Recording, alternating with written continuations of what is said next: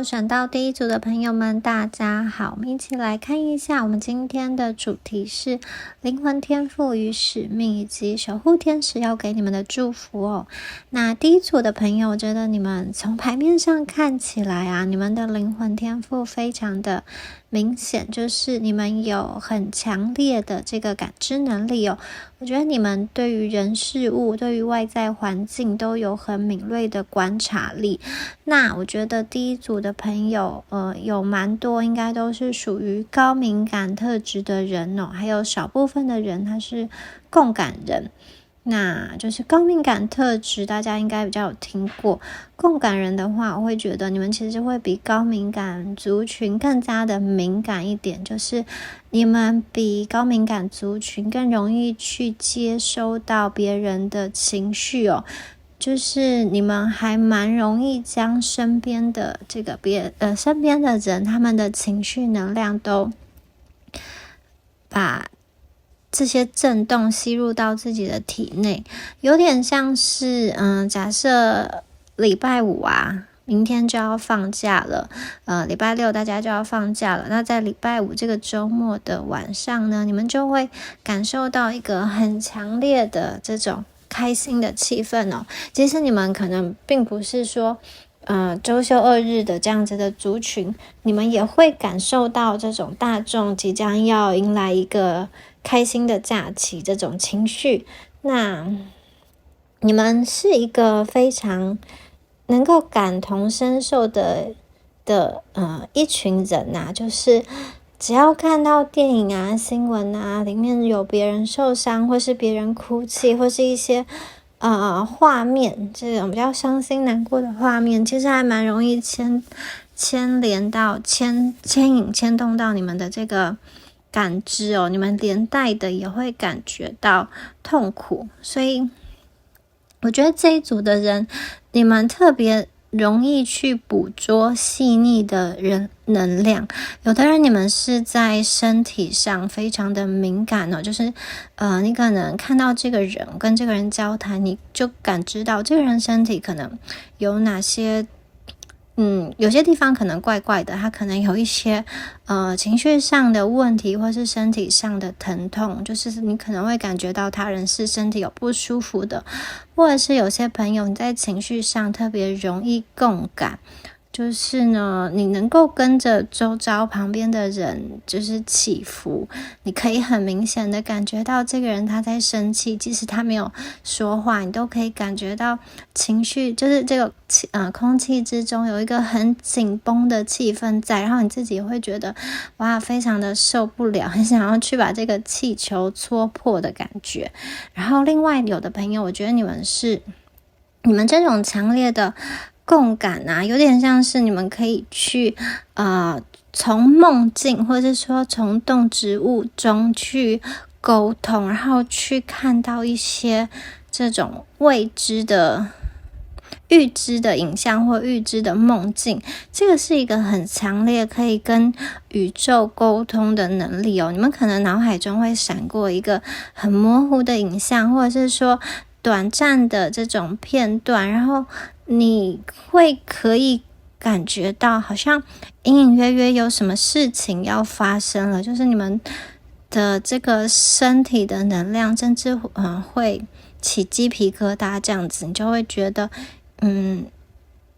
哪边是往哪边走可能是不好的，或者是说哪里是有危险的。我觉得你们对这些东西是非常的有感应的。那有的朋友啊，我觉得你们是能够透过一些物品、衣服这些，就是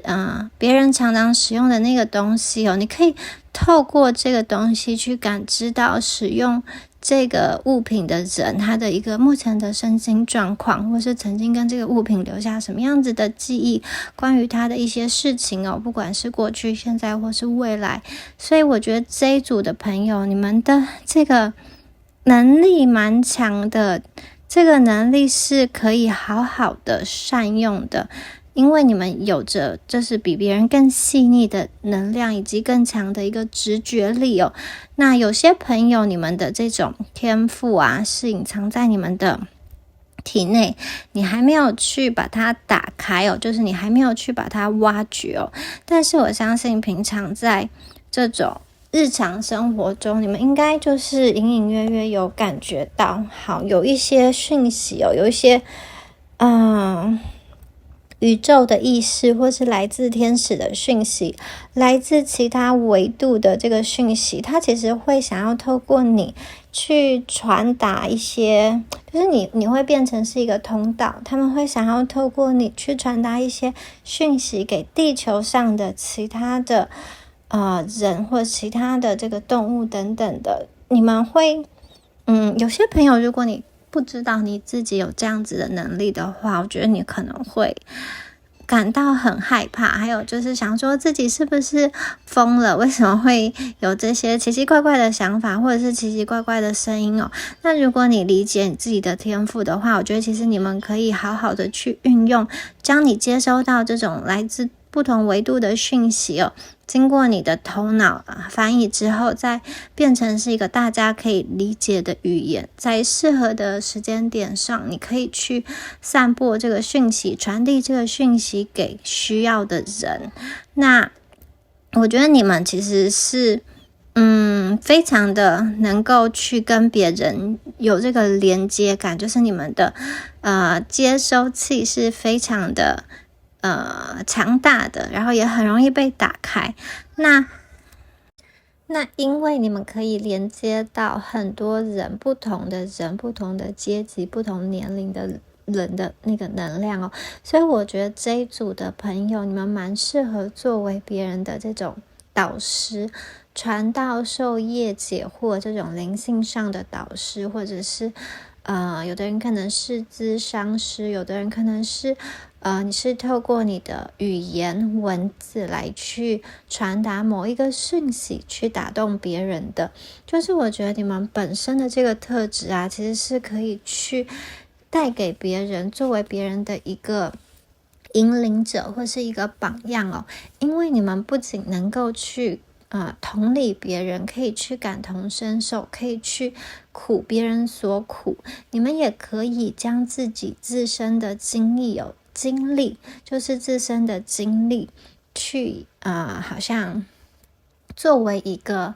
例子，然后去展现给别人看，就是你自己曾经经历过什么，你可以从那样子的黑暗中走出来，走向光明，透过自己自身的例子去鼓舞别人，其实别人也是可以去做得到的。你可以去倾听别人，就像你去用心的倾听你自己一样，所以我觉得这个是你们非常棒的一个天赋哦。我觉得很多朋友啊，你们现在可能在从事跟灵性有关的一个工作，或是你们在朋友之中是属于那种大家会想要跟你去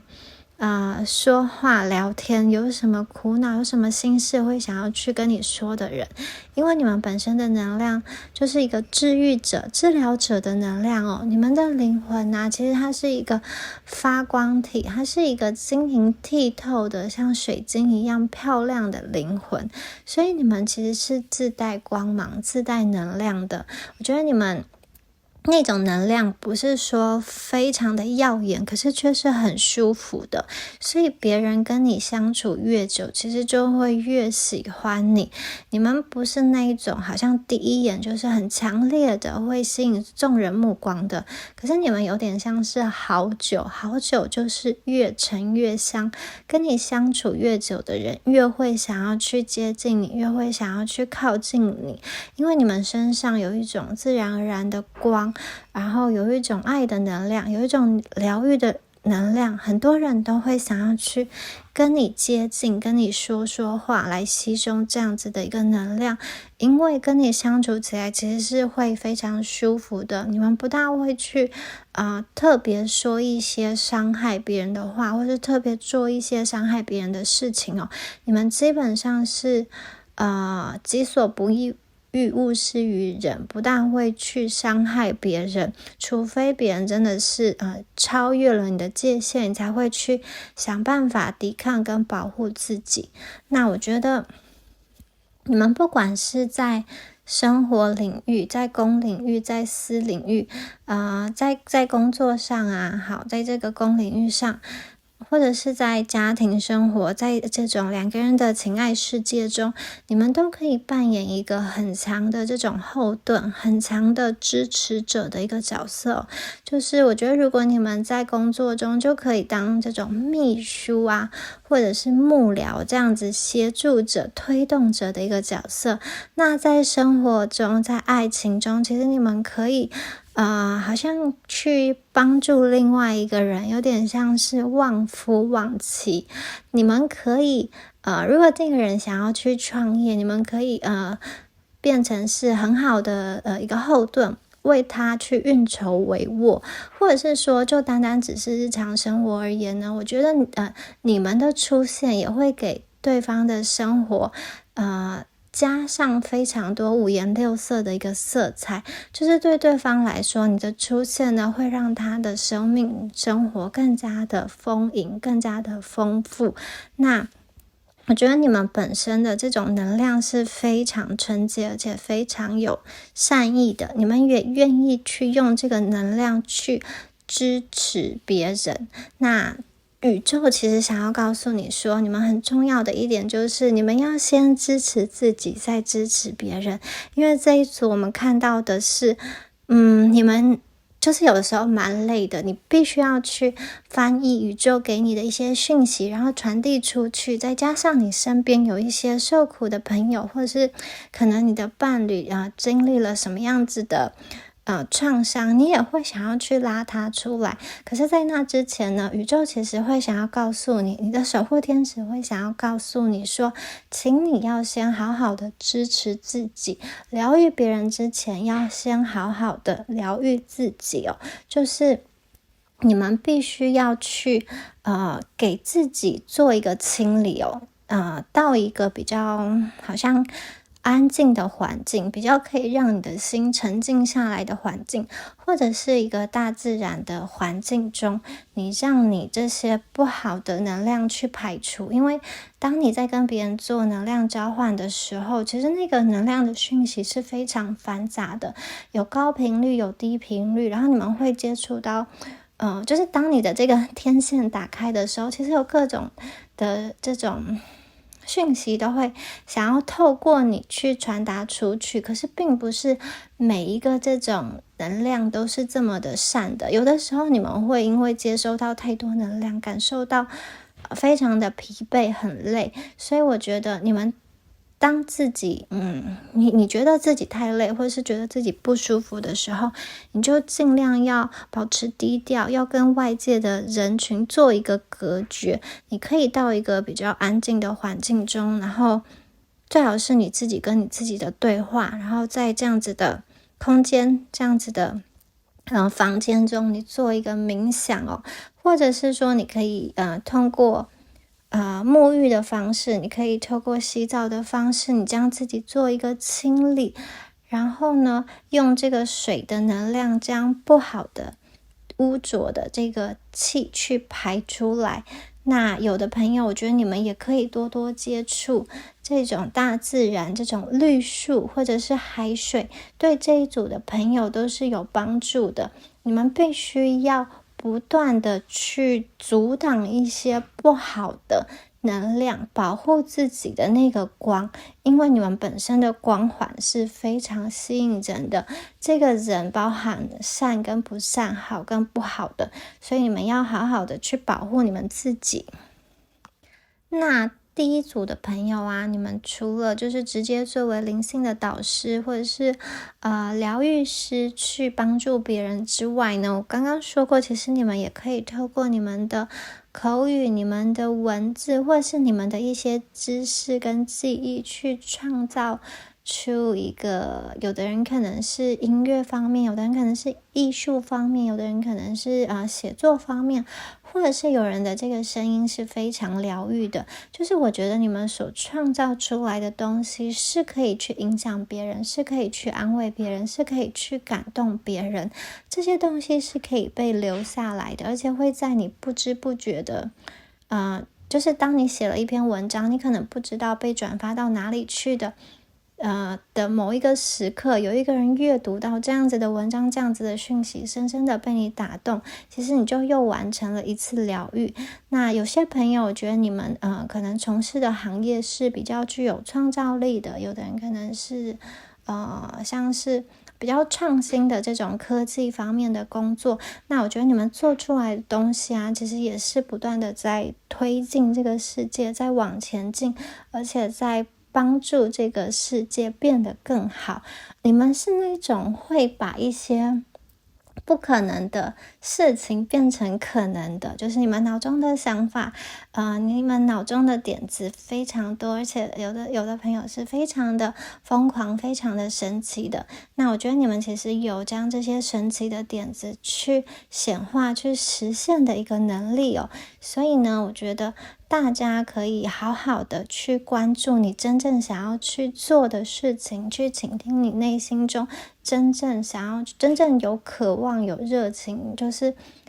你会想起来，你就会愿意去沉浸在那个里面，你不会觉得累，你愿意去义无反顾的事情是什么呢？另外呢，有关第一组朋友，就是你们在感情方面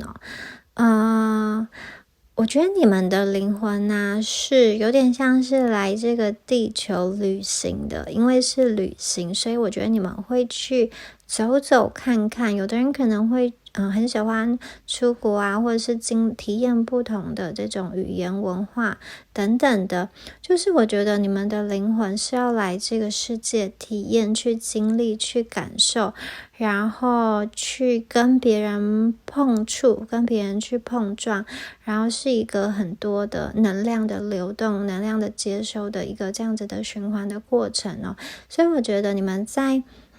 一生中啊，其实会遇见不止一个让你们心动的人，同时啊，也会有不止一个喜欢你们的人哦。而你们呢，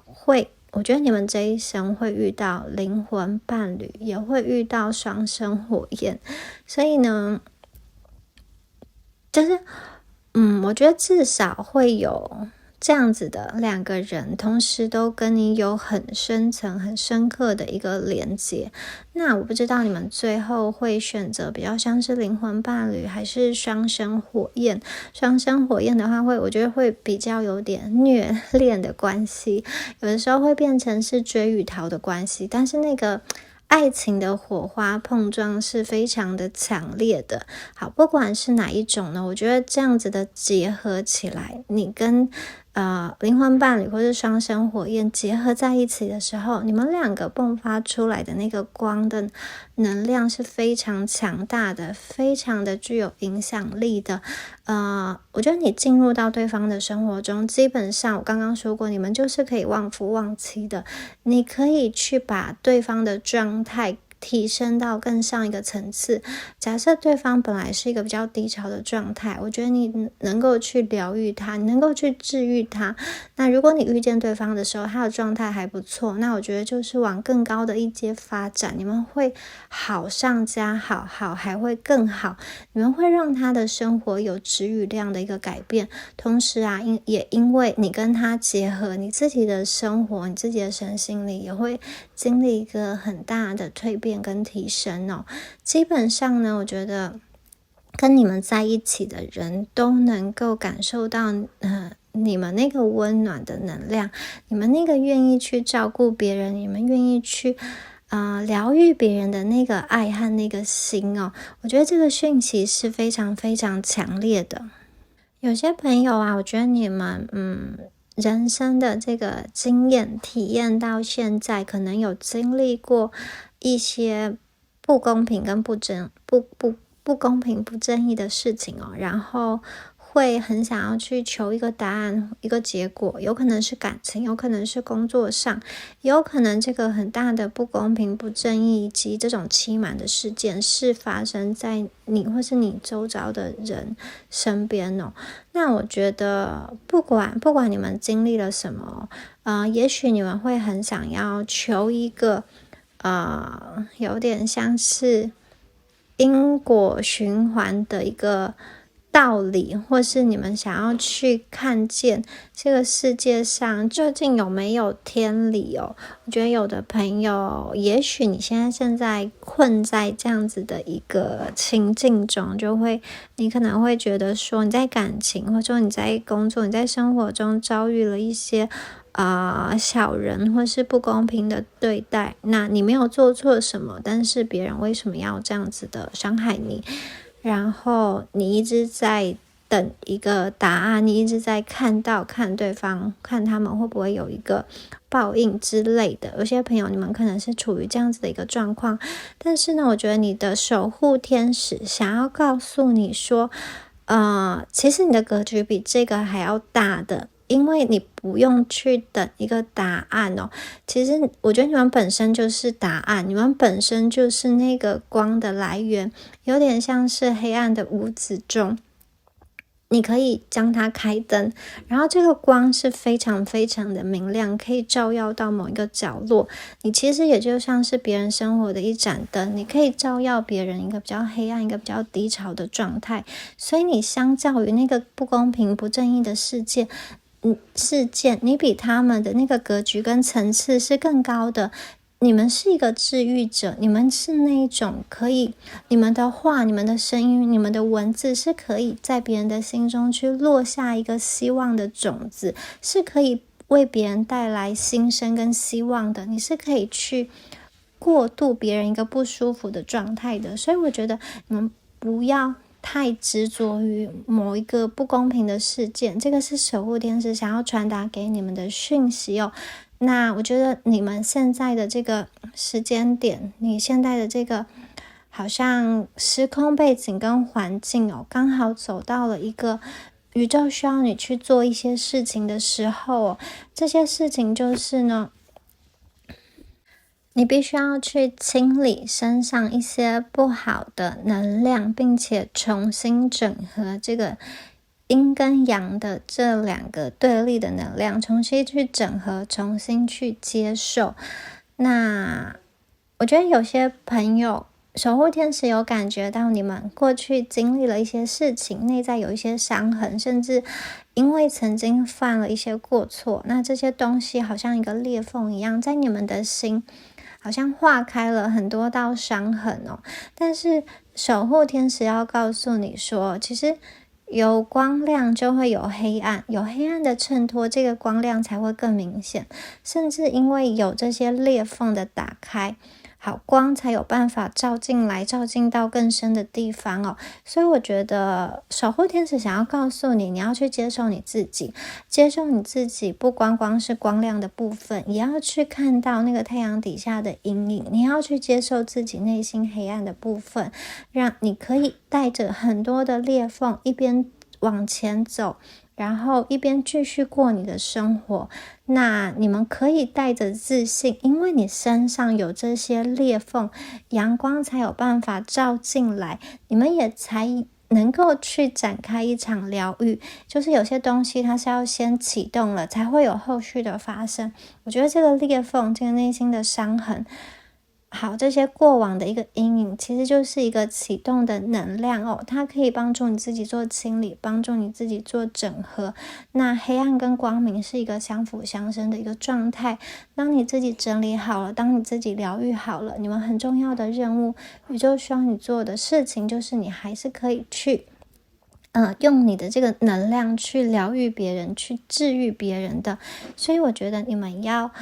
有点像是给自己一段时间哦，你可以透过书籍啊，透过影片，或者是你可以去上一些课程，或者是单单的是你进行冥想哦，你进入到自己心灵比较深处的地方，然后去关照自己的内心，去了解自己的内心有哪一部分是你想要去隐藏的，然后过去都不愿意自己自己不愿意接受自己的那一个部分，或是你认为是自己的缺点的那个部分是什么，然后好好的去拥抱自己的那个部分，好好的去跟他说我爱你。就是你要先看见那个你可能会批判自己的地方，你对自己的不满意的那个地方，你去看见他，你去拥抱他，然后你去跟他对话，你去爱他。其实宇宙想要告诉你说，你的灵魂的能量是非常强大的，它是可以保护你跟保护你周遭重要的人的。你们是一个非常有自信的灵魂，你内心的能量是非常非常的阳光的，所以你不要去灭了你自己的光，相反的，你要用你的光去照耀别人。而你们对宇宙的信任啊，其实也是在帮助你前往你想要达成的那个目标的路上。所以不管发生什么事情呢，请你都不要停下你的脚步，请你继续的往前走。因为我觉得你们之前啊所做的那些事情，所做的那些努力，不管是在情感上，不管是在生活上，它都已经是一个好像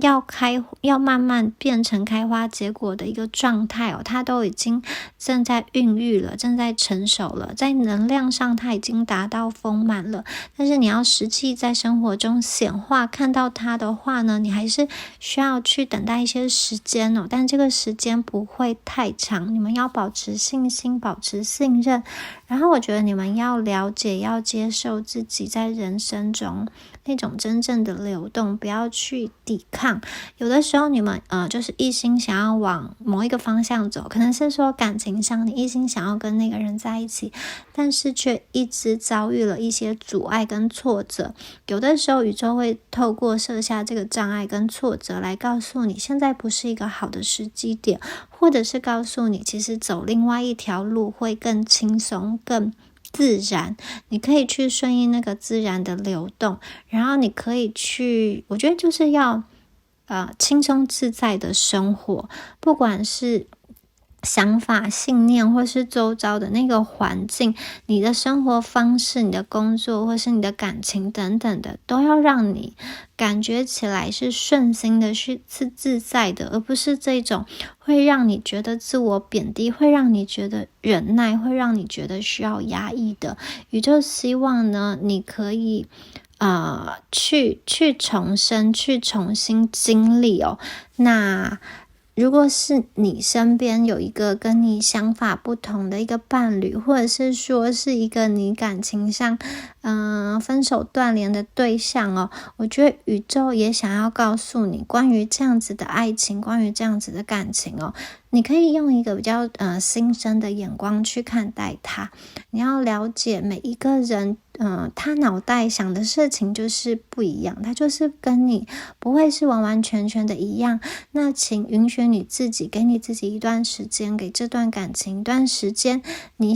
要先去照顾你自己，然后再去关照这个人。如果这个人对你而言是很重要的人的话，你想要就继续跟他在一起的话，宇宙也想要告诉你说，你先照顾你自己，然后再去创造你想要的关系。那如果你现在是单身的一个状态的话呢，刚刚说过，你们会碰到双生火焰，或是会碰到灵魂伴侣，你们可以有自由的选择权，你们都会经历，你们可以去选择你想要留在哪一个人的身边。那这一组的朋友，我觉得你们特别的，就是我觉得宇宙给你们的这个天赋是很特别的，然后它也是就是你们是灵魂家族中很重要的一个孩子，也是很骄傲的一个孩子吧。所以宇宙希望你可以善待自己，就如同他善待你一样。那我觉得有的时候啊，第一组的朋友，你们生命中会出现一些突如其来的转折，或者是你觉得是很意外的突发事件来到你的生命中。那我觉得宇宙会透过这些事件，或是透过这些课题，让你有机会去看见你自己真正想要的是什么，以及看见过去束缚着你的那些信念是什么。你们可以借由这样子的经历这样子的事件，去突破自己对自己的限制，去看见自己内心真正的渴望。然后我觉得你可以从事件中去学习到怎么样在可能是你觉得比较贫乏、比较匮乏，或者是比较孤单的状态下去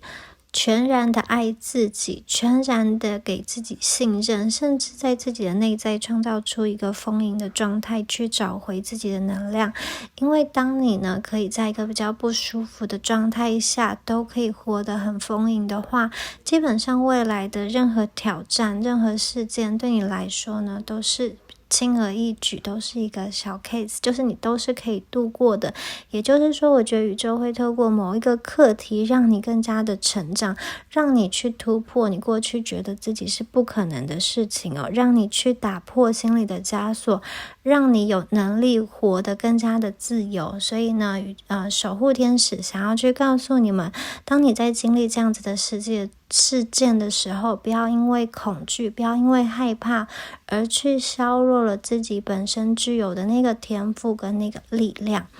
好，以上就是有关于第一组朋友们今天的解牌啦，希望今天的解牌有帮助到大家哦。那如果你喜欢今天的影片的话，欢迎帮我按赞、留言或者是分享。那就祝福选到第一组的朋友，我们下支影片见咯，拜拜。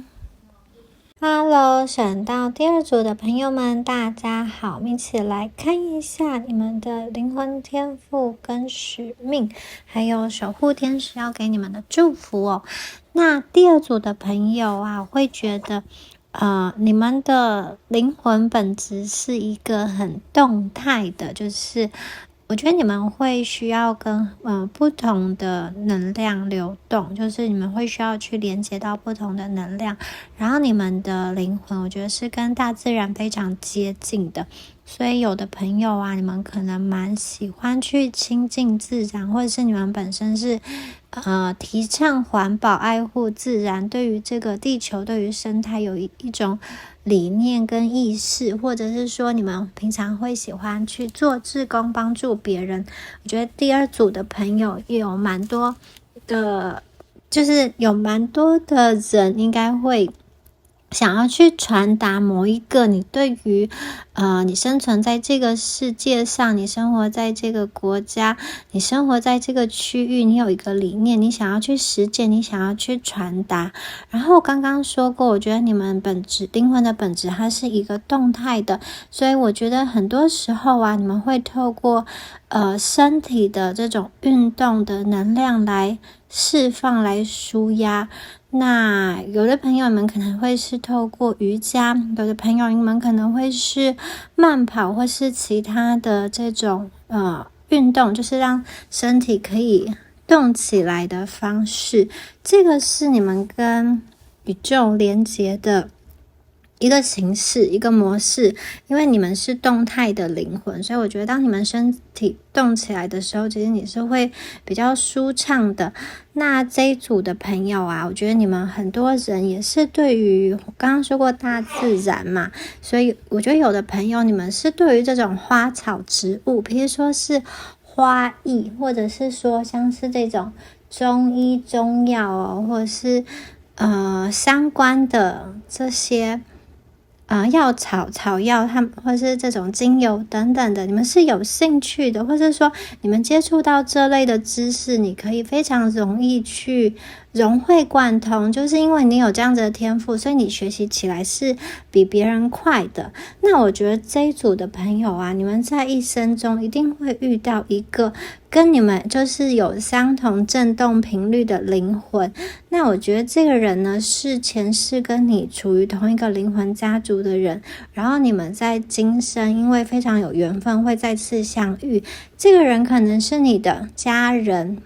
也有可能是你的这种情人、伴侣，或者是一个你很好的朋友，是同性或者是异性都有可能。那我觉得你们两个相遇的时候，你们的生活会有一个很大的开展，很大的扩张，好像很多东西的前进速度会更加的快。你们本来可能是在慢跑的状态，现在就变成冲刺的状态，就是好像你本来进行的那个计划会以乘以2倍的这种倍速的方式开始运转，就是会有一个很大的扩张跟成长的时期吧。那我觉得你在遇到这个人之前呢，你会先经历了一些可能比较不是这么对的人，就是你可能会在选择择偶上经历了一些令你难过、伤心然后受伤的感情。那如果是在这个朋友层面的话，你可能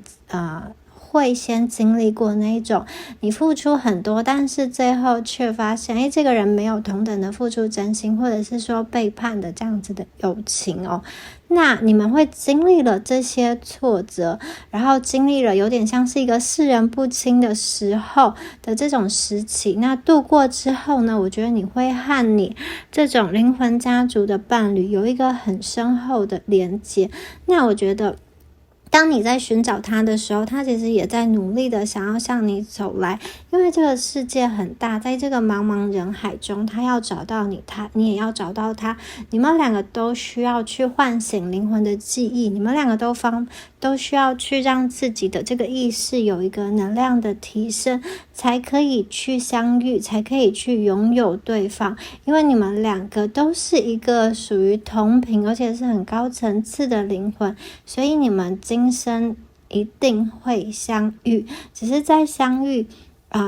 在这个相遇之前，你们有你们的课题，只要你们完成之后，其实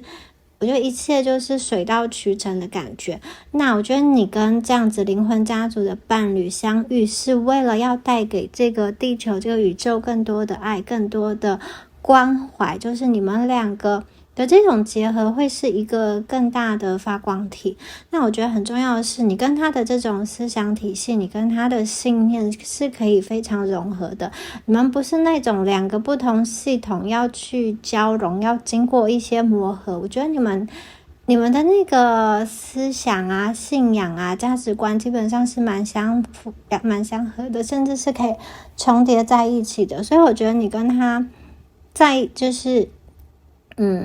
一起的时候，相处的时候是不大需要经过太多的摩擦，或者是不大需要经过太多的这种追与逃啊，或者是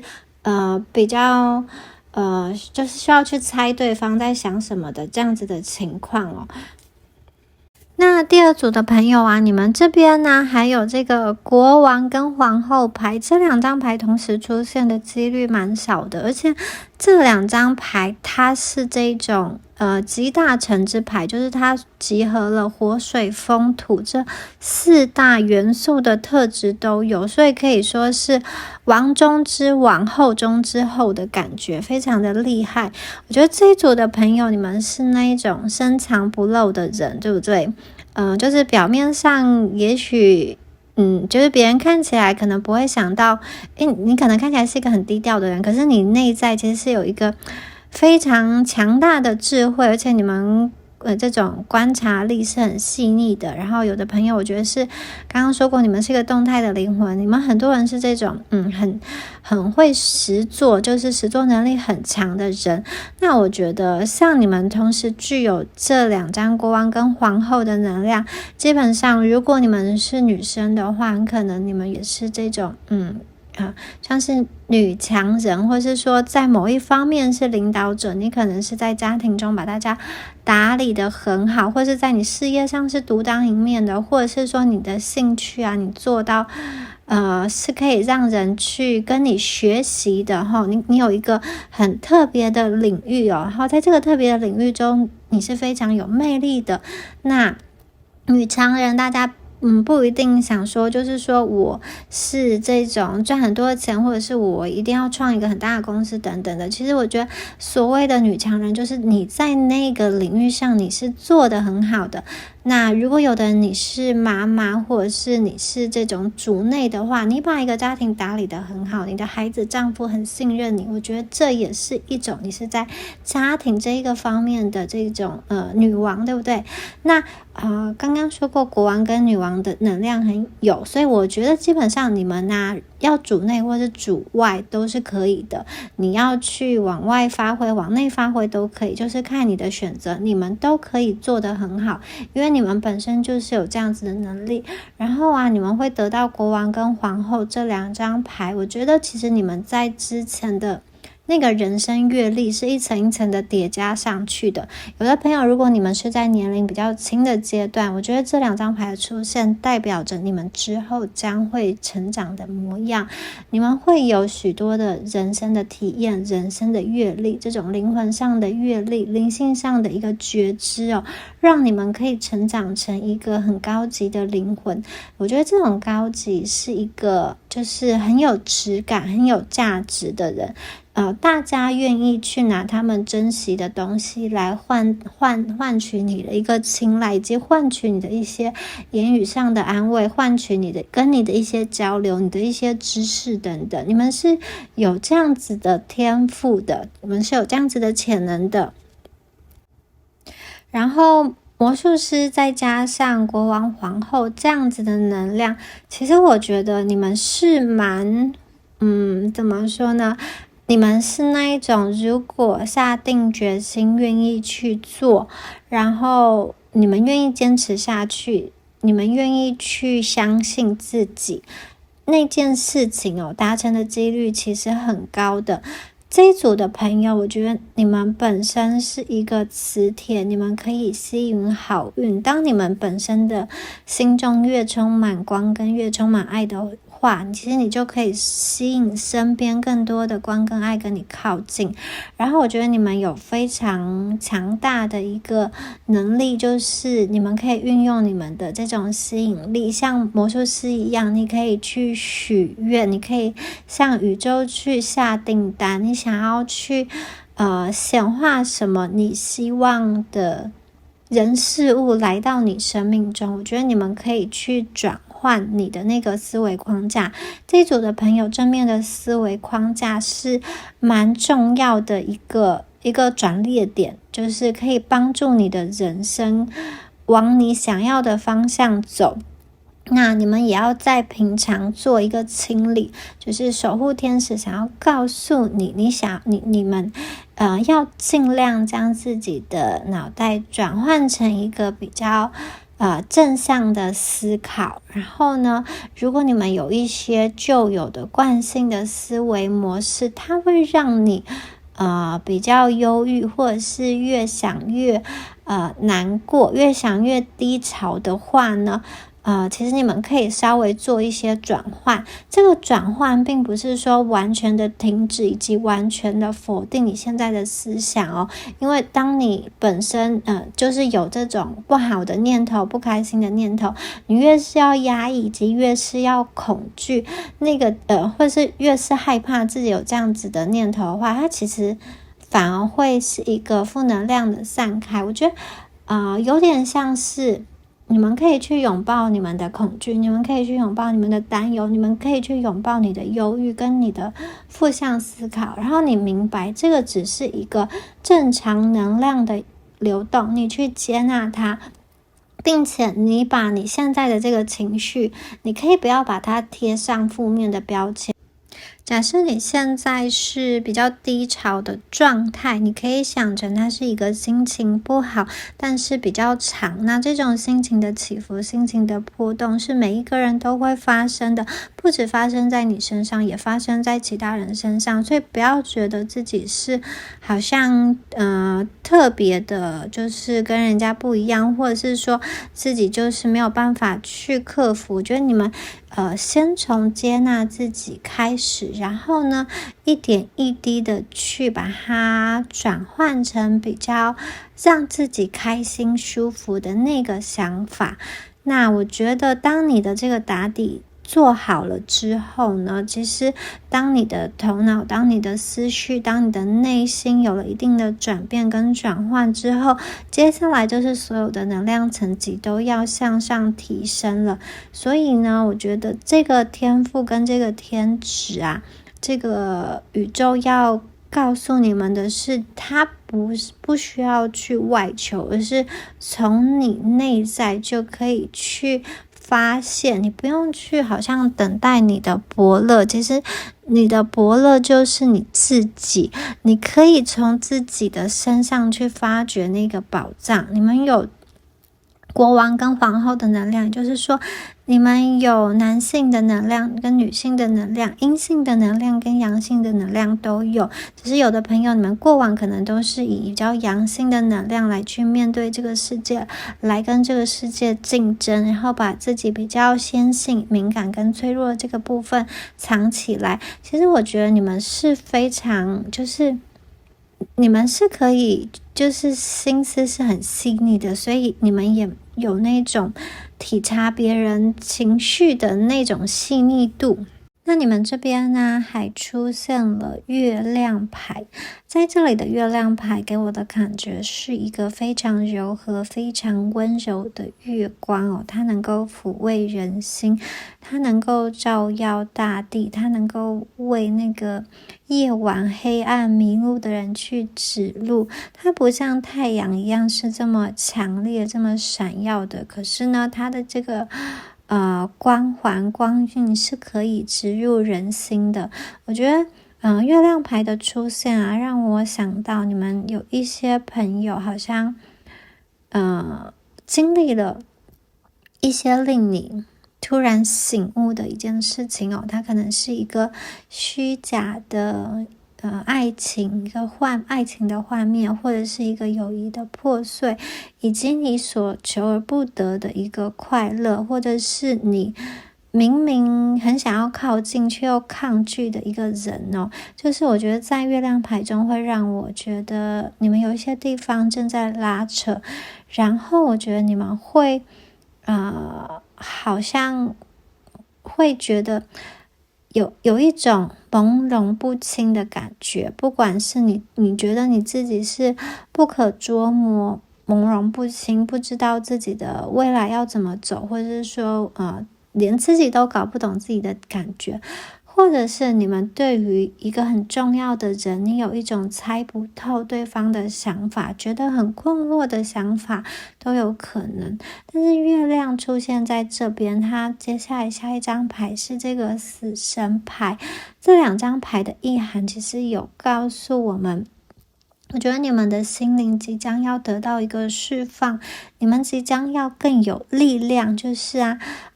你们有一些模糊不清的状态会渐渐的开始明朗起来。对于过往令你感到困惑、动摇或者是模糊不清的一个状态，没有办法发挥自己的潜能，或者是在某一个环境受到其他人的恶言的批评的那个状况，我觉得它都要结束了。你们会离开一个对你们不利、不舒服的一个环境，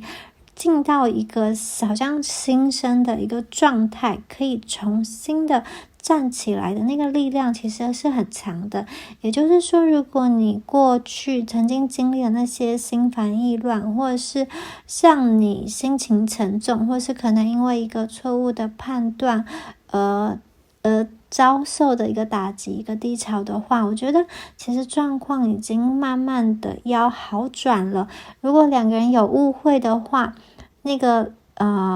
融冰的事情快要到来了。那如果你的财务有一些状况的话，我觉得拮据的状况即将要过去了。如果在工作上有困惑的话，那个谜团即将要散去的结果，那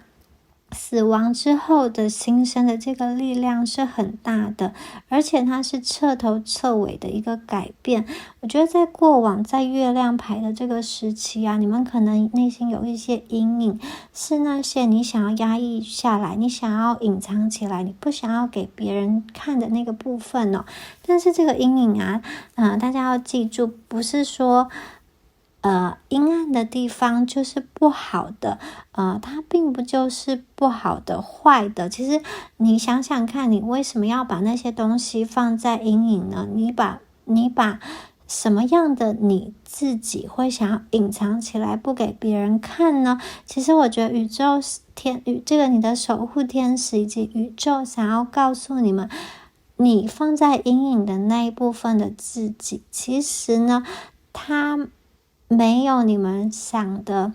那样子需要被隐藏起来，说不定在其他人的眼中，他是一个很可爱的，他是一个需要去被看见，是一个可以被接纳的那个部分。你们过去为什么把它关起来了？为什么把那个可能是内在小孩，或者是某一部分的你的情绪压抑在里面了？会不会过去你经历了一个错误的环境跟错误的对待，所以你需要把那一部分给压起来呢？其实宇宙想要引导你们好好的去思考一下。那我觉得你们的生活啊，已经慢慢的走出隧道了，你们会慢慢有一个能量上的死亡跟新生的过程。在这个过程中呢，你们要有耐心，因为宇宙会一步一步的指引你们。这一组的朋友啊，你们很确定的是，我觉得你们有那种很高维度的这种灵性，这种灵体在保护着你们，你们的守护天使以及更高的宇宙，它其实在看着你们。那我觉得他们是存在于不同维度的能量，可是呢，它一直在你周遭保护着你们，帮助着你们。他们这种保护跟协助是一个以不去介入你的生活中的方式来给你这种支持。因为每一个人其实都有每一个人的自由意志，所以我觉得他的这种保护其实非常尊重你的自由意志，他不会过度的去干涉你，他会在生活中可能用不同的方式来提醒你。你们可能会看到天使数字，或者是在某一个环境某一个人，你觉得跟他特别有感应，或者就是你们的直觉第六感等等的，其实都是宇宙在给你一些提示，在给你一些讯息在给你一些辅助，然后再给你一些指引他希望可以给你带来一些智慧。那刚刚说过，你们本身呢，就是有这种魔术师有一个很特别的治愈能力，我觉得你们蛮容易去用你的这种创造力去创造出可以打动人心的东西。有的朋友，你们身上其实是有这种很独特的这种艺术家的气息，或者是你可以让别人感觉到焕然一新的感觉，你内心常常会有新的想法、新的点子。那你们会不断的在一个组织、在一个体系中表达出你不一样的想法、不一样的这种创意等等的。那其实在能量振动的频率来讲，你们是帮助整个地球在向上提升的。那我们在这边呢，还看到了金币四我觉得这组的朋友，你们在这个世界上生存你们有一个很想要紧紧抓住的东西，或者是说很依赖的东西，也许是你们的一个社会地位，或者是你们很在乎学历、名声等等的。有的朋友是你们的家庭、家人，是你们就是不能够去被攻击，会是你想要去用尽一生来守护的。有的朋友，我觉得你们是爱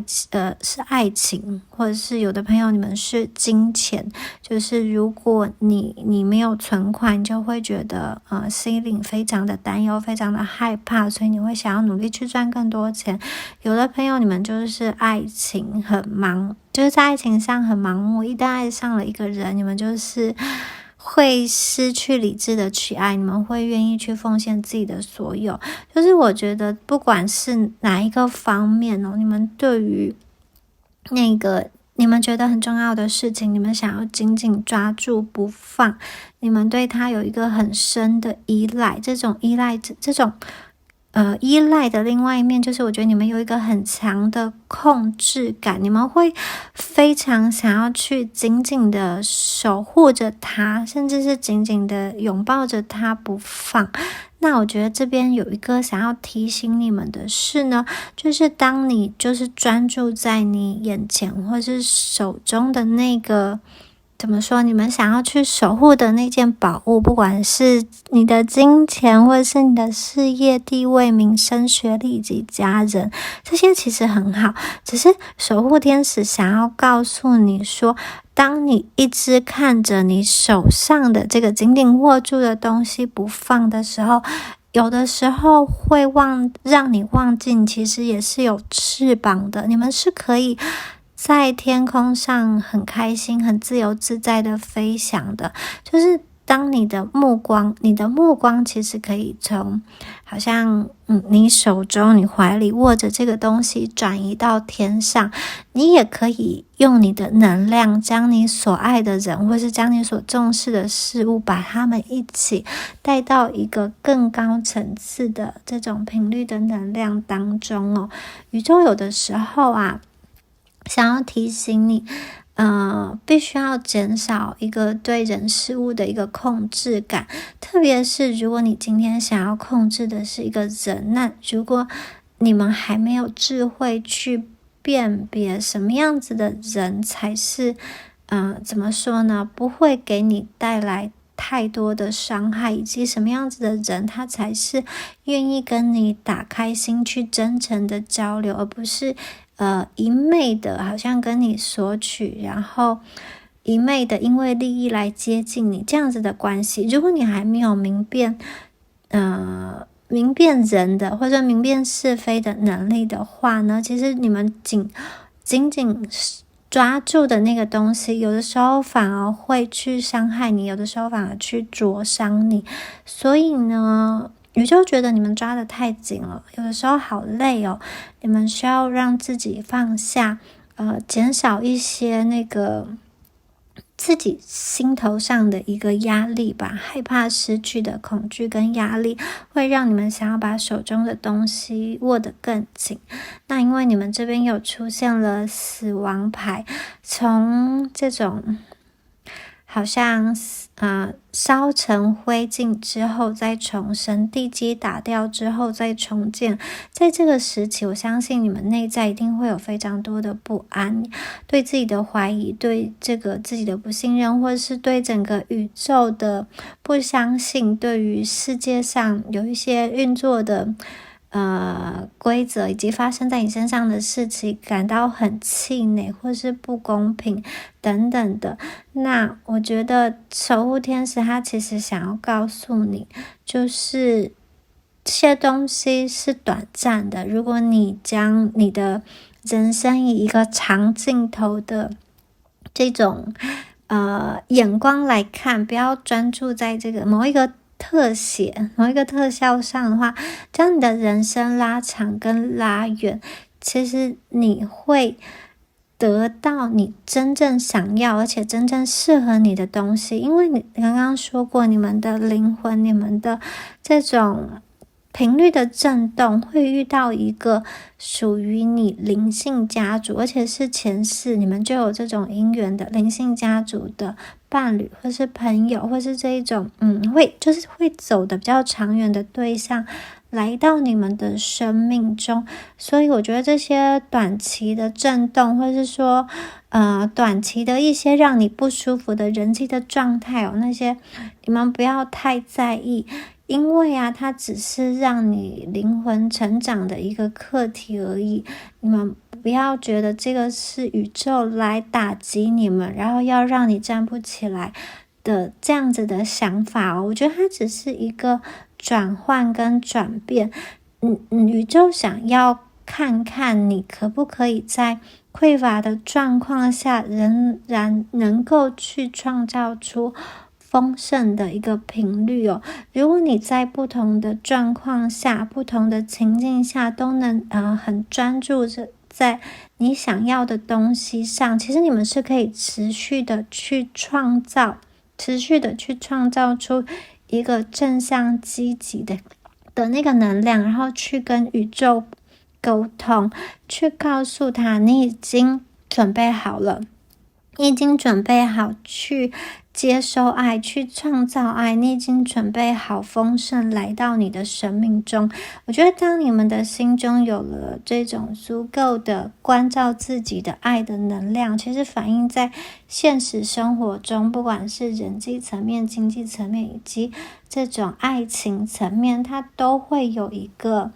好像很强而有力的回馈来到你的生命中。其实你们来到这个世界上不是为了生存，你们是为了生活跟体验哦。宇宙它会给你丰富的一个资源，当你们转念一想，你其实会，我觉得你其实是有方法让你自己过得很好，过得更加好。有的时候你觉得不舒服的状态，其实是它不要让你停留在那个阶段了，你们已经要往下一个阶段走了。你们的命运就是不断的向上提升，不论是生活层面的，不论是意识层面的，你们都要不断的往前走，往上走，往那个更高的楼梯上去。那我们再来看一下你们的神谕卡的部分呢，这边有一张 All That Glitters， 然后这一张牌其实有一句谚语叫 All That Glitters are not gold， 就是不是所有亮晶晶，不是所有闪耀的东西都是黄金哦。也就是说呢，我觉得宇宙其实想要告诉你说，你们有些东西外在事物看起来是很迷人的，就是可能你们会滑这个别人的社群媒体然后看到别人po的照片或者是他拥有的那个东西男朋友、女朋友或者是伴侣等等，你会觉得别人现在的生活很好，很羡慕。那我觉得这一句话其实想要告诉你说，在别人光鲜外表的那个背后其实不一定他呈现出来的就是他的真实，不一定就是他呈现出来的那个样子，也许他背后有很多辛苦的一个地方。其实生活中有很多不必要的诱惑，你其实都是可以去避免掉的。也就是说，其实你内心知道什么样的选择对你来说是比较好的，以及什么样子的选择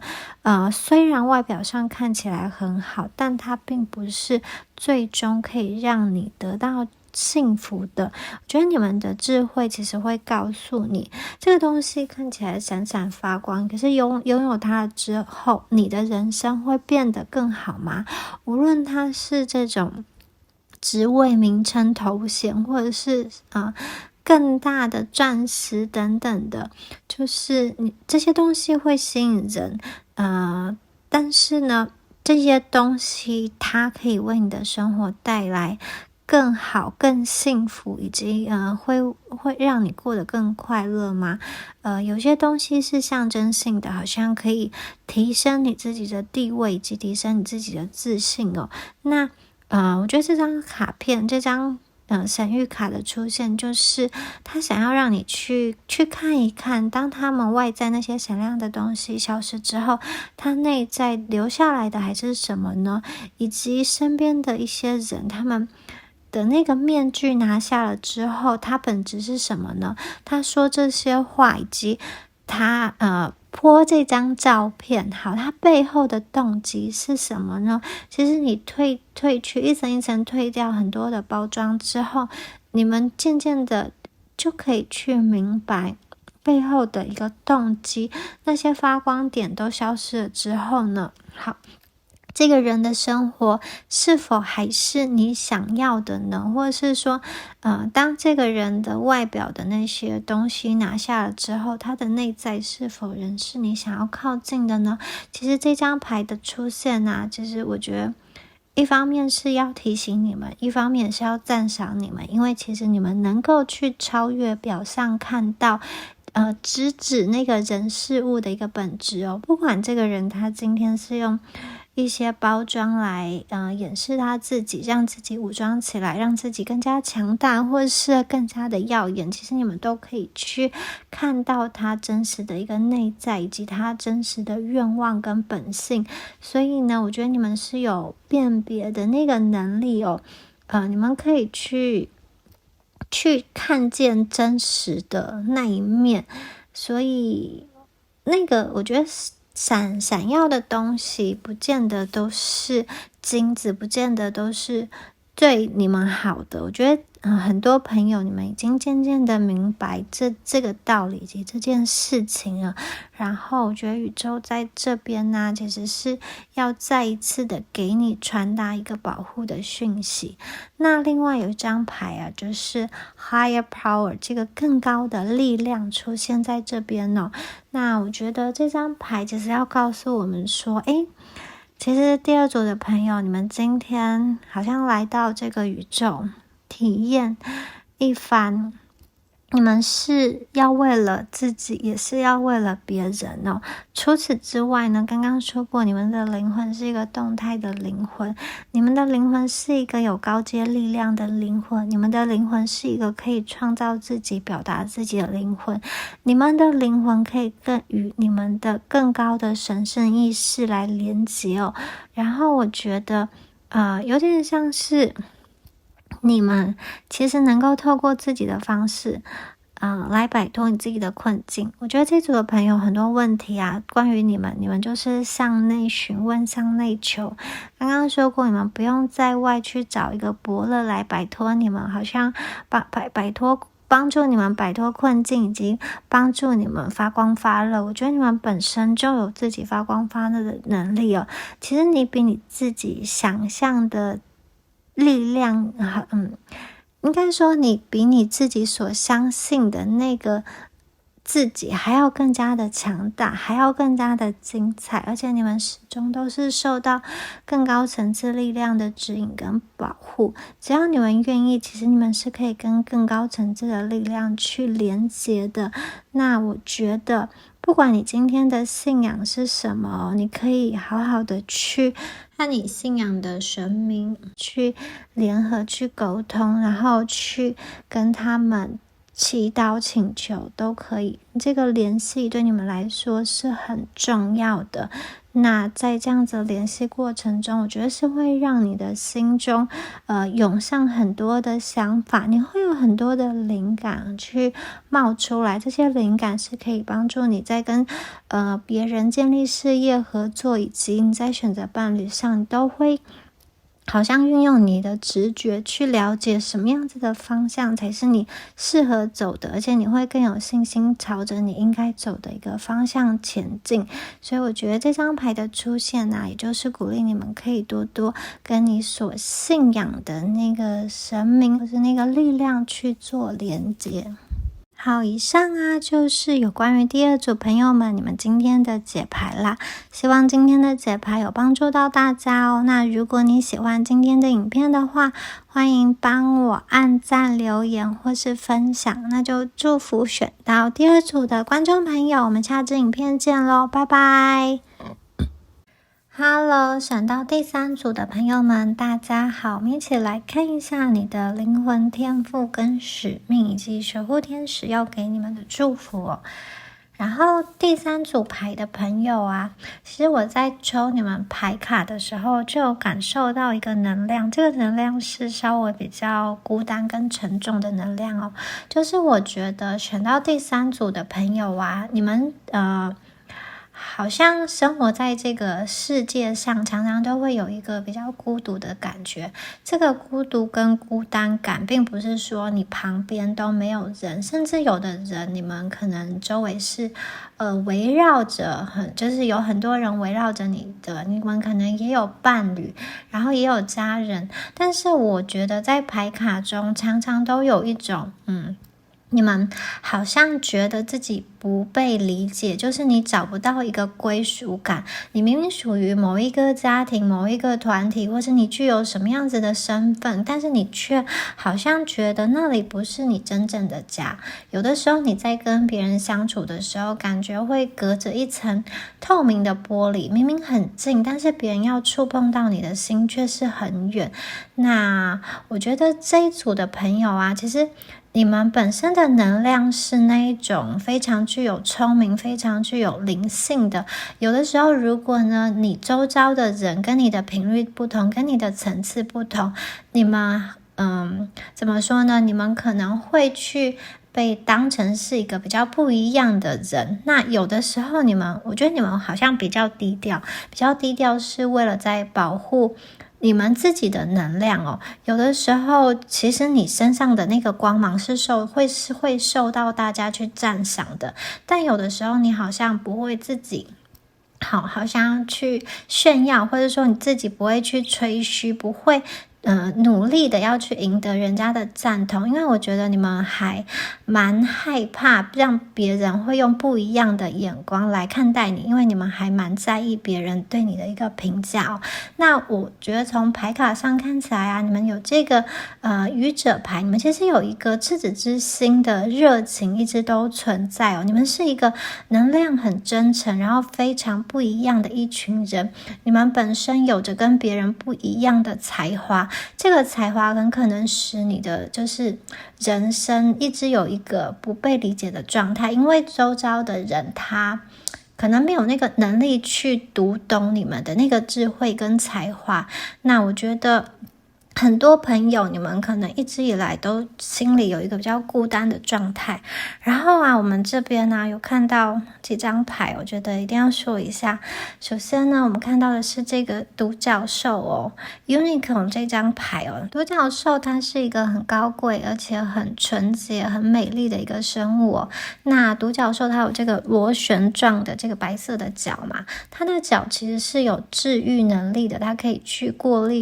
滤那些毒物啊，或是尘埃等等的。那相传啊，它的这个脚如果轻轻的触碰到那个脏污的水池啊，或是有毒的水池，那整池水会马上变得很洁净很清澈。所以我觉得你们抽到这张独角兽的牌啊，其实我觉得代表的是你们本身的能量是很纯净的，因为独角兽它其实是一个跑得很快的动物，特别是如果它有一些能量不好的人想要来接近他其实是会跑得非常快，然后他是不会让你去抓到的，但是他会主动去接近灵魂纯洁的人。那你们抽到这张牌，我觉得代表说其实你们本身呢就是拥有独角兽的这种保护的能量，独角兽会想要去亲近你们，想要去爱护你们。那你们呢很多的朋友在你们这一组哦，很多的朋友，我觉得你们有一个源头，就是爱的那个源头，就是我觉得你们在接触别人的时候，你比较不会以一个很批判或者很恶意的眼光去看待周遭的人事物，就是你们的能量是那种会让人家觉得温暖跟疗愈的。有很多朋友你们可能是在从事灵性相关的工作，或者是这种艺术啊治疗的，或者是这种能够把美好能够把快乐传达出去的这个工作，或者是说你的这个工作是可以改善的这个社会，将这个社会变得更好。那我们这边呢还有 Crystal Cave 这一张牌哦，水晶的洞穴哦。所以这一组的朋友啊，我觉得其实你们的灵魂就像一颗水晶一样哦，你走到哪里你就会自带能量跟自带气场，那个光环其实是随着你带着走的。那这一组的朋友，我觉得有些你们可能对水晶是有研究的，或是你们会有一些自己很喜欢的一些饰品，亮晶晶的，或是你们特别喜欢沐浴在月光的能量下等等。我们这边还有出现了一张满月的牌哦，满月的魔法哦。那我觉得这里啊，其实宇宙这个你的守护天使有给你一个提醒，就是说啊，你们可以将你们珍惜的物品，像是这种水晶啊亮晶晶的东西，然后在满月的时刻你去摆放在月光下，它其实是可以吸收很多的这个能量，承载这个满月的一个祝福哦。那你可以把它当作是你的一个护身符，或是摆在你的床头，摆在你每天都会看到的地方，或者是随身携带等等的。你可以把一些你的意识、你的信念以及你有什么所求，都把它集中在这个物品上，作为你的一个保护的一个屏障，作为你的一个护身符，可以去隔绝一些不好的频率、不好的震动，就当成是一个用满月的能量结合水晶来保护你们自己。那月亮它其实是会反射太阳的光，然后它会把一些很女性的能量跟柔和的光线，然后照映在它所就是它的这个能量会集中在它所照射的这些事物上。所以如果你们把这个水晶，把你们重要的珍惜的物品沐浴在阳光下，它其实是可以净化之后的，它这个能量会重新再传达给使用者的身上哦。然后我觉得你们的这个能量啊，其实和水晶特别有缘分哦。这个水晶它是蕴含着宇宙能量的一个水晶哦，它可以说是一个跨时代的自然产物。那不同的水晶都有具备不同的能量哦，它包含了不同的振动的频率，就像这种棱镜一样，它是可以反射不同颜色，这个颜色都可以连接到我们身体的7个脉轮有不同的色彩。那这种这个脉轮的色彩，这7个颜色就是我们肉眼可以见到的一个很完整的光谱。宇宙万物它其实都是以不同的频率的波长在震动的，那色彩就是我们肉眼可以看到的一个实际的好像震动频率。那你们又特别对于这些东西特别有感应，你们的眼睛啊以光还有以色彩来转移这些物体的能量哦。所以我觉得如果你们是对水晶有研究或是有兴趣的话，是可以去接触的。然后我觉得这一组的牌啊，其实有出现蛮多的这种守护灵的守护的符号，就是我觉得你们的守护天使哦，刚刚说过可能不止一种哦，有这种独角兽的能量，还有猫头鹰的能量，还有水晶跟满月的能量。我觉得你们身边是有非常多高等维度的守护灵在看照着你们，在你们的人生的这种漫漫长路，在人生往前走的过程，其实你的守护天使他们会以不同的能量来指引你，不同的方式来提醒你，来帮助你实现你灵魂在这一世所要完成的那个蓝图跟那个使命哦。那如果你可以更加的顺应你自己的本心哦，你其实能够很好的活出自我。因为我觉得这一组朋友刚刚说过，其实我常常会感觉到你们的牌的能量是很孤单的，就是我觉得你们好像被束缚在外界的很多的价值观下，以至于你没有办法去做你自己，就是你本身是充满天赋的，可是也许你这个天赋在你所处的时代环境是没有办法很好的发挥，以及没有办法很好的被看见，然后你必须为了要好像去符合这个世界价值观，你要把你的一些天赋，你要把你一些很美丽的东西把它摘下来，然后有点像是降低自己的频率去适应这个周遭所处的环境。有的时候我看见你们其实有蛮多压力，这些压力会让你没有办法喘息，或者是说会让你对很多梦想跟愿望裹足不前吧。那我觉得从牌面上的讯息他想要告诉你，守护天使想要告诉你，你们其实是有非常非常多的才华，你们很聪明，你们也很容易发现事物背后的那个本质。那可能也是因为你们太聪明了，有的时候你们是想的很多，会把事情想得很细，所以呢从牌面上看起来，我觉得你们是需要稍微放松一下，让你的天赋，让你的能量自然的流动出来。然后要注意的是，你们其实心中有那个智慧，是知道什么人是适合你的，什么环境是适合你的。那要离开那些不是为了你存在的，或是让你感到不舒服的人事物跟环境。那我们这边的守护的动物啊，有独角兽，也有猫头鹰。独角兽刚刚有说过嘛，它是一个比较纯洁的能量。那这两个动物的特色都是它们有翅膀，它们都可以飞翔。那独角兽它是一个比较体积比较大的这个神兽，它其实很想要陪伴你们，因为它知道你们蛮孤单的，然后你们好像一直都自己在跟自己对话，然后你可能跟自己的内在小孩在玩。那他其实看见你们有很单纯、很敏感、很善良的心，但是你们表现在外其实是另外一副比较武装的模样。你们可能要让自己看起来很坚强，好像是一个战士，但是你们心中啊还是那个很单纯、很善良的孩子。所以我觉得守护天使他其实想要跟你说，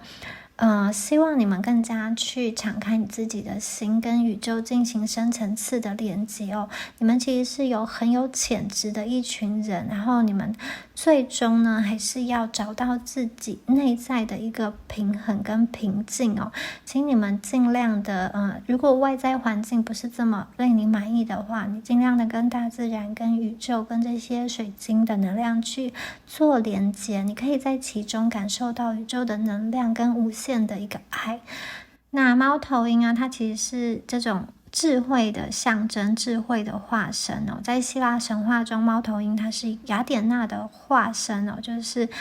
它是雅典娜是从她父亲宙斯的这个头诞生出来的一个女神哦，她是战斗女神，是胜利女神，也是智慧女神。那猫头鹰它是夜晚的守护者，它有这种很强的洞悉的能力，它可以去看透这个事物，它有一种明辨是非的能力，也有一个很神秘的力量。那在东方啊，猫头鹰它其实也是有这种祈福，代表的是福气之鸟，然后代表一个好像鼓励跟祝福还有繁盛的一个象征哦。其实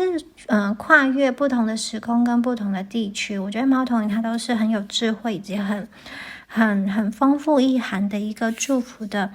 一个守护的动物哦，出现在你们这边都是有翅膀的两个守护天使，代表说我觉得你们正在走在一个灵性觉醒的时刻，你们正在转化，然后守护天使的能量其实在帮助你。你们来到这个物质世界的使命啊，其实就是要找回你的本心，找回你的初心。我觉得守护天使想要告诉你，你们并不是孤零零的诞生在这个宇宙，你们并不是宇宙的孤儿，你们其实想要，我觉得来到怎么说呢？来到这一世，你们要学习、要体验的，就是跟别人做连接哦。感觉这一组有的时候你们会因为好像太多情绪的往来，把自己的这个能量系统给关闭了，可能是为了要保护自己。那其实宇宙很希望你们在今生，在这个人世间的体验是可以让你感到有归属感的。然后还有一个讯息就是，有些朋友，不管你身边有没有人，有没有伴侣，有没有家人，其实你自己就可以成为家哦，你自己就有能量建立一个家，你自己就可以让自己有归属感。那这一组的朋友刚刚说过，你们内心有那种很单纯、很善良的小孩。此外呢，我还要告诉你们的是，从牌面上看起来啊，你们是非常具有创造力的，就是呢。我觉得你们脑中的那一些点子是可以让你去好像开启一个新的行动的契机，或者是可以启动一个新的计划，不管这个新的计划是哪一方面的，我觉得就是单纯的你去散散步，你去旅游，你吃好吃的东西，可能都会成为你新的点子或者是新的创业计划的来源。有的朋友你可能是喜欢绘画的，随手涂鸦的，然后把这些东西啊，你可能放在网络上，好，放在你的这个社群媒体上，它其实是可以好像被众人分享，被众人看见，然后可以去激起大家一个新的思考，一个新的思维的，改善了别人一个好像他现在的思考模式，或者是让别人可以开心的。所以我觉得其实你们正在进行的，手边正在进行的那些创作，正在进行的那些企划无论是什么，我觉得都是能够去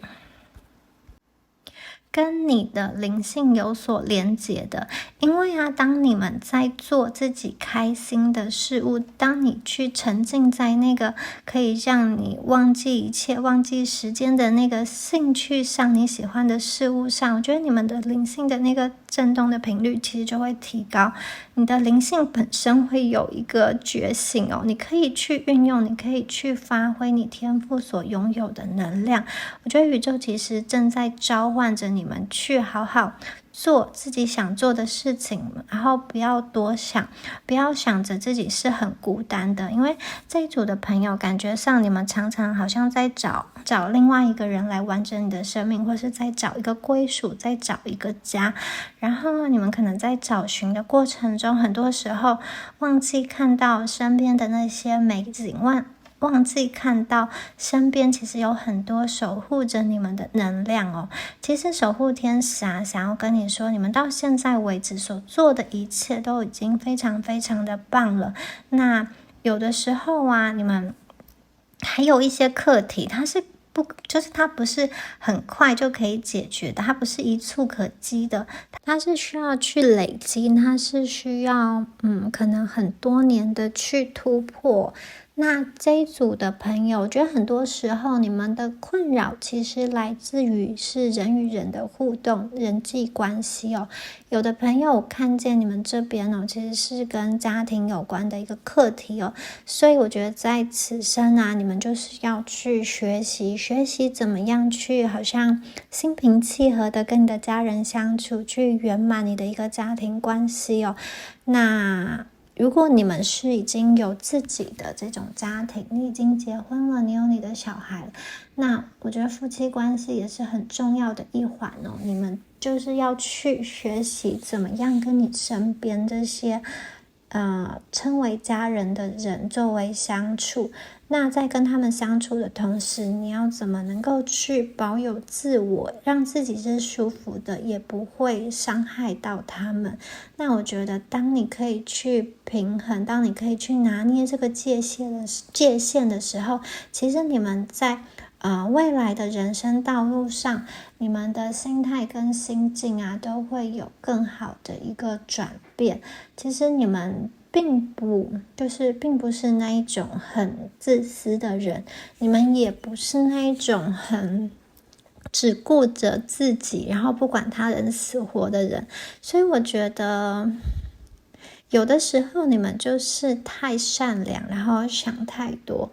会觉得自己付出了的东西都没有被其他人看见，因而使你们想要把自己好像封闭起来，不要再付出，不要再流动了，对不对？有些朋友可能是有这样子的状况，那有些朋友我觉得你们是曾经尝试过了，可是没有成功，所以你稍微就是停下来，然后不知道该怎么样继续走。那宇宙其实想要跟你说，你们任何时候都是有选择权，都是有自由的，你可以去以更高的层次、更高的视角来跳脱出你现在的困境，来解决你现在的难关其实刚刚说过，人际关系是你们比较大的一个课题。人际关系包含很多，包含了亲子，包含了这种父女母女这种关系，然后感情也是很大的一环嘛。其实这些关系我觉得你们有的时候会在关系中精疲力尽，甚至是被关系束缚，被很多人的期待去绑架吧。就是你们会蛮在意别人给你的评价，虽然你心里告诉自己不要在意，可是做决定的时候又不知不觉的去还是会稍稍的去影响。那宇宙其实想要告诉你说，你们其实是可以去改写这个剧本，你们其实是可以跳脱这个关系的互动，特别是有些状况，如果你觉得是一个比较混乱的状况，你其实可以选择暂时离开，等到你自己能量修复好了之后，你再把光跟爱带到这一段的能量关系中。你其实有的时候就是差了一点点保护自己的勇气而已。但是我相信啊，其实你们一直都知道自己在做什么，自己都在干嘛。而且我觉得你们